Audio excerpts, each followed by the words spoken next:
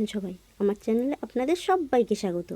গ্রামের অনেক মানুষই আছে পিৎজা বার্গার এইসব জিনিস কিনে খেতে পারে না। তো আমি তাদেরই জন্য ঘরে থাকা উপকরণ দিয়ে দেখুন আমি একদম ঘরোয়া পদ্ধতিতে এই ভিলেজ পিৎজাটা বানিয়েছি।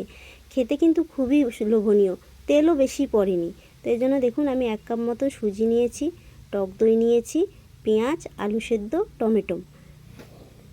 তো এখানে দেখুন সুজিটা ঢেলে আমি দইটা দিয়ে পরিমাণ মতো লবণ দিয়ে সুজি আর অল্প রুম টেম্পারেচারে থাকা দুধ দিয়ে আমি বেশ একটা মাখো মাখো ব্যাটার তৈরি করে নিয়েছি। নিয়ে আমি 15 থেকে 20 মিনিট ঢেকে দিলাম।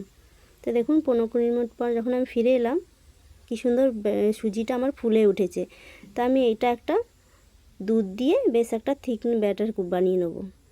তো হয়ে গেছে আমার। দেখুন এখানে হাফ চামচ মতন ইনো বা আপনারা খাবার সোডাও দিতে পারেন, দিয়ে বেশ ভালো করে মিশিয়ে নিয়ে যেই পাত্রে বানাবো সেই পাত্রে অল্প তেল মাখিয়ে নিয়ে আমি ঢেলে দিচ্ছি। এখানে দেখুন আগে থেকে আমি একটা বড় গামলিতে জল গরম করতে বসিয়ে দিয়েছি। তো আমি একটা স্ট্যান্ড দিয়ে ব্যাটারটা আমি ভাপাতে দিলাম। ঢেকে রেখে সরিয়ে নিয়ে আমি আবার একটা কড়াই বসিয়েছি। এখানে দেখুন অল্প একটু সর্ষের তেল দিয়েছি, 4টে শুকনো লঙ্কা ভেজে তুলে রেখে দিচ্ছি। এবারে ওই তেলে আমি দেখুন কুচি করা পেঁয়াজগুলো বেশ ভালো করে ভেজে নিয়ে ম্যাশ করে রাখা আলুটা পরিমাণ মতো নুন, হলুদ আর জিরে গুঁড়ো দিয়ে বেশ ভালো করে নাড়িয়ে চাড়িয়ে গ্যাস বন্ধ করে তুলে নিচ্ছি।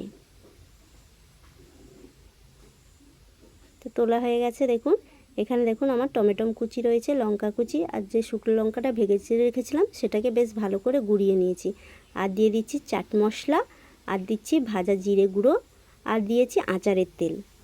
তো এগুলোকে বেশ ভালো করে মেখে নিয়ে সরিয়ে রেখে দিয়ে দেখুন 5 থেকে 6 মিনিট পরে যখন ফিরে এলাম, একটা ছুরির সাহায্যে আমি ভেতরটা একটু দেখব যে হয়েছে কি না। তো দেখুন আমার ছুরিটা একদম প্লেন বেরিয়ে এসছে, কোনো কিছু আটকায়নি। তো নামিয়ে নিচ্ছি, দিয়ে ঠান্ডা হতে দিচ্ছি।